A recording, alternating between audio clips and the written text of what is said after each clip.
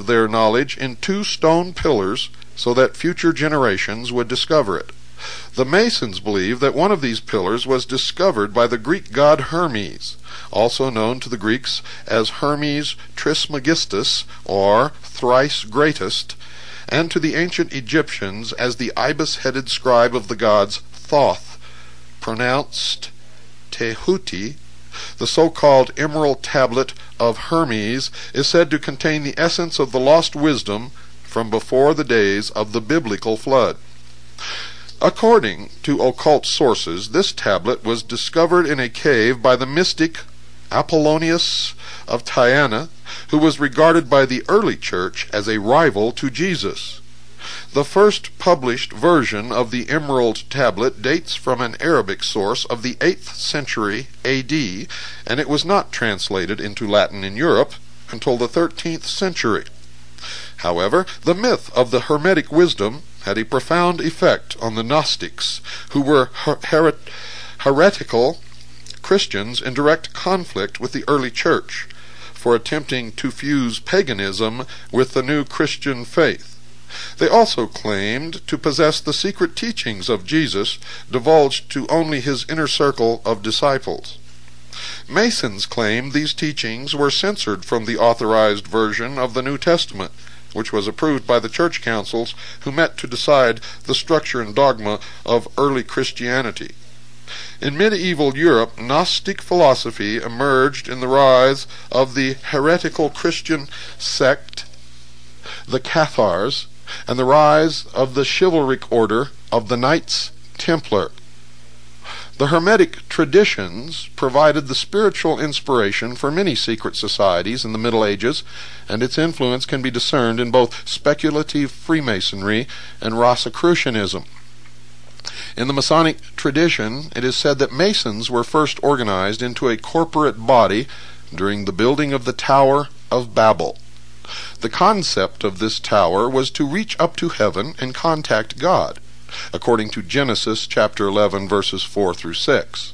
The fall of the Tower of Babel destroyed the common language spoken by humanity and ended the second golden age which followed the flood. The architecture of the tower was King Nimrod of Babylon, who was a Mason. According to popular belief, the Hebrews received their knowledge of masonry from the Babylonians and introduced it to Egypt when they were taken into slavery. In Egypt, this knowledge was influenced by the mysteries and the occult traditions of the pyramid builders who were versed in the techniques of sacred geometry. The key to the pagan origins of Freemasonry lies in the semi-mythical story of the construction of King Solomon's Temple in Jerusalem. This building was regarded as the repository of ancient occult wisdom and symbolism by both the Freemasons and the Knights Templar.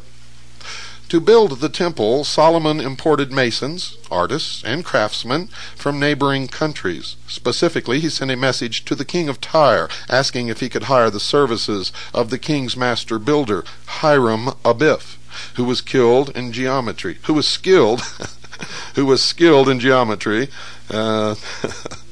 Solomon appointed Hiram as the chief architect and master mason of the temple. Hiram completed the temple in 7 years. The number is especially significant in occult tradition and Freemasonry, folks. But this achievement was overshadowed by his violent, mysterious death. Hiram was approached by 3 fellow masons who demanded the secret of the master mason's word. He refused and was beaten to death. They buried him in a shallow grave. They marked the grave with an acacia tree. His corpse was discovered 15 days later. Solomon ordered that his body be exhumed and reburied with a full religious ceremony and honors due a craftsman of his rank. Early Masons historians regarded Hiram Abiff as a symbolic representative of Osiris, the Egyptian god of death and rebirth. In the 3rd degree of Freemasonry, the candidate representing Hiram Abiff is raised from the dead by a special Masonic handshake known as the grip of the lion's paw, or the lion's grip. In both Masonic and Egyptian mysteries, the resurrected god is buried on a hill in a tomb marked by a tree. In Royal Ark Masonry, the candidate for initiation is informed that the sacred name of God is really Jabulan. This name has been deciphered as a coded reference to the two major gods of the Middle Eastern fertility cultus, Osiris and Baal, combined with the Hebrew tribal god, Jehovah.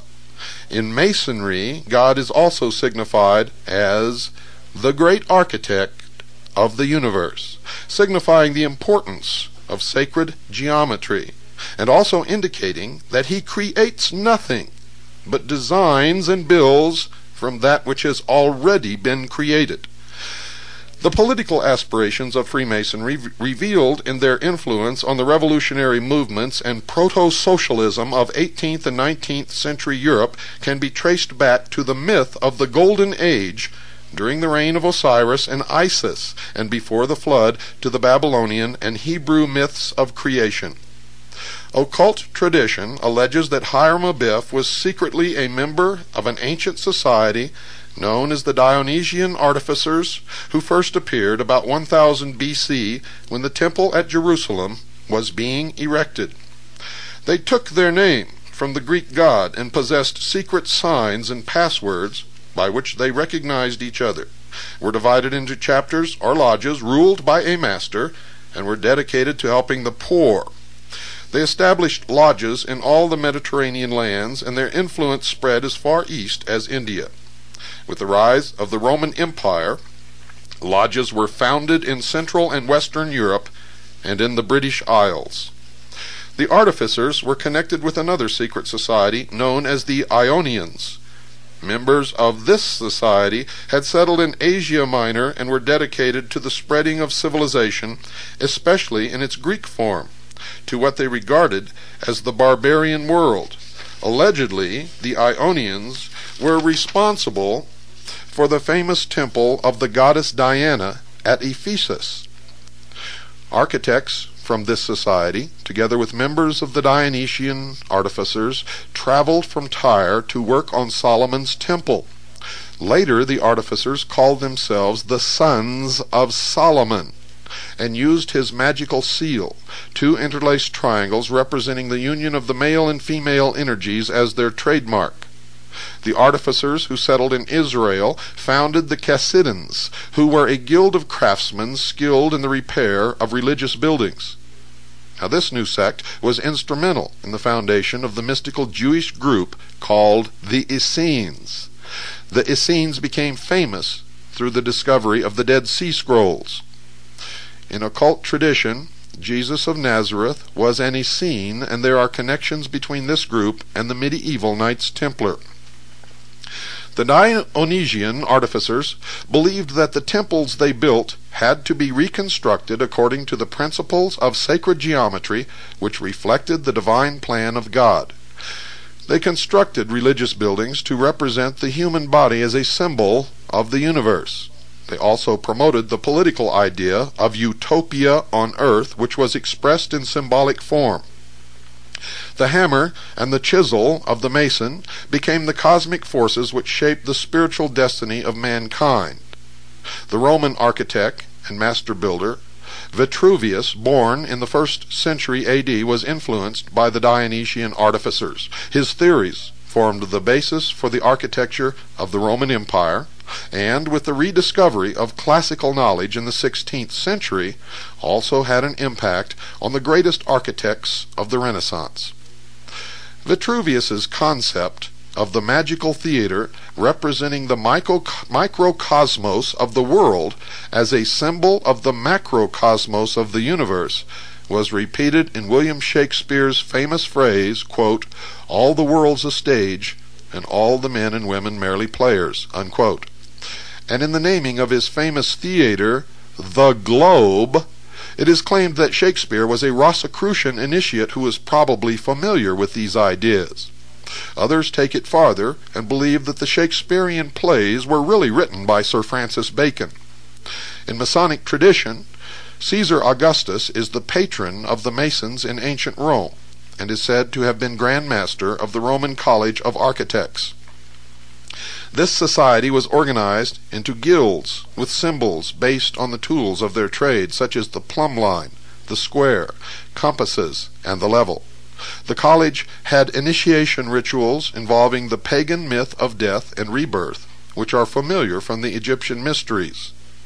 A temple built and used by the college was unearthed at Pompeii.